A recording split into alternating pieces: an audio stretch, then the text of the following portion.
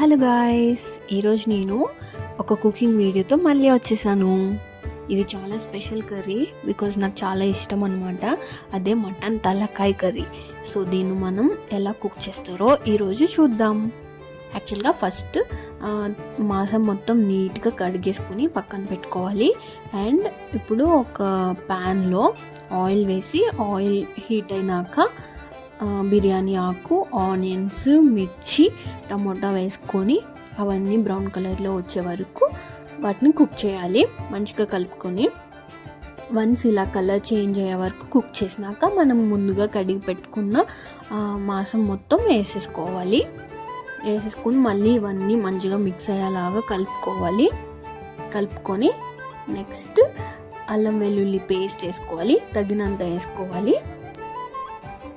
మళ్ళీ ఇవన్నీ ఒకసారి కలిపేసుకొని మూత పెట్టేసి ఒక 15 మినిట్స్ కుక్ చేయాలి.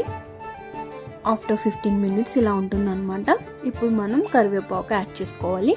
మళ్ళీ తిప్పుకొని ఇప్పుడు పసుపు యాడ్ చేసుకొని మళ్ళీ పసుపు అన్నిటికీ కలిసేలాగా మళ్ళీ తిప్పుకోవాలి. అసలు ఇన్నిసార్లు ఒక్కొక్క ఐటెం వేసి తిప్పడం ఎందుకు గైస్? ఎలాగో ఆ పసుపు, కారం, ఉప్పు అన్నీ ఒకేసారి వేస్తాం కదా, అన్నీ ఒకేసారి వేసేసి కలుపుకోవచ్చు కదా. కానీ ఈ కుకింగ్ చేసే వాళ్ళు చాలా ప్రొఫెషనల్గా ఫీల్ అయ్యి అలా చేస్తారనమాట. కుకింగ్ వచ్చిన వాళ్ళందరూ ఇలా పర్టికులర్గానే ఉంటారు.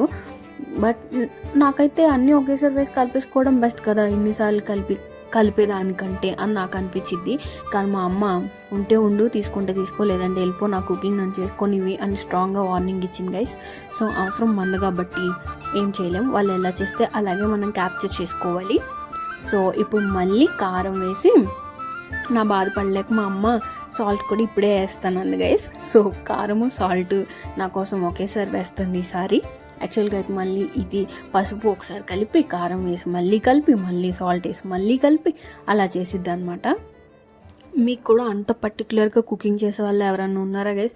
ఫర్ సపోజ్ యూట్యూబ్లో ఇప్పుడు చూపిస్తున్నారు అనుకో, 2 ఆకులు కరివేపాకులే ఏమంటే ఆ 2 ఆకులే వేస్తారు, అంత పర్టికులర్గా చేస్తారనమాట. మీకు కూడా అలాంటి వాళ్ళు ఎవరైనా ఉంటే కమెంట్ సెక్షన్లో కమెంట్ చేయండి.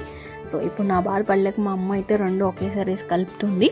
మళ్ళీ ఇవన్నీ మంచిగా ఆ పీసెస్ అన్నిటికీ పట్టేలాగా ఒకసారి కలిపేసుకుని మూత పెట్టేసి మళ్ళీ 15 మినిట్స్ కుక్ చేయాలి. ఇది చాలా పెద్ద ప్రాసెస్లో ఉంది గైస్. ఇన్ని 15 మినిట్స్ ఆగడం అంటే చాలా కష్టం అనమాట.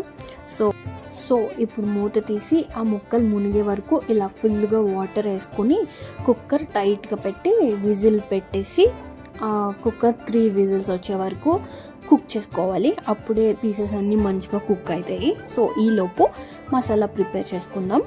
ధనియాలు, యాలక్కాయలు, దాల్చిన చెక్క, లవంగాలు అండ్ జీలకర్ర, గసగసాలు ఇవన్నీ గ్రైండ్ చేసుకొని మసాలా అయితే ప్రిపేర్ చేసుకోవాలి.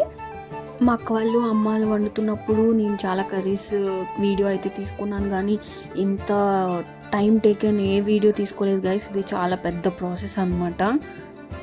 అంతా వండేసినాక జస్ట్ తినేసి బాలేదు, బాగుంది అని చెప్పడం చాలా సింపుల్ అని ఈ కర్రీ వల్ల నాకు అర్థమైంది. 15 మినిట్స్ అయిపోయింది గైస్. ఇప్పుడు చింతపండు వేసుకోవాలి. యాక్చువల్గా ఈ చింతపండు 15 మినిట్స్ ముందే మనం నానబెట్టుకొని ఆ వాటర్ని ఇప్పుడు ఇందులో వేసుకోవాలన్నమాట. మళ్ళీ 15 మినిట్స్ ఆగాలంట గైస్ ఆ మసాలా వేయడానికి. సో ఇంకా 15 మినిట్స్ ఉంది కదా, ఈ లోపు మనం ఒక స్లీప్ వేద్దామని వెళ్ళాను గైస్.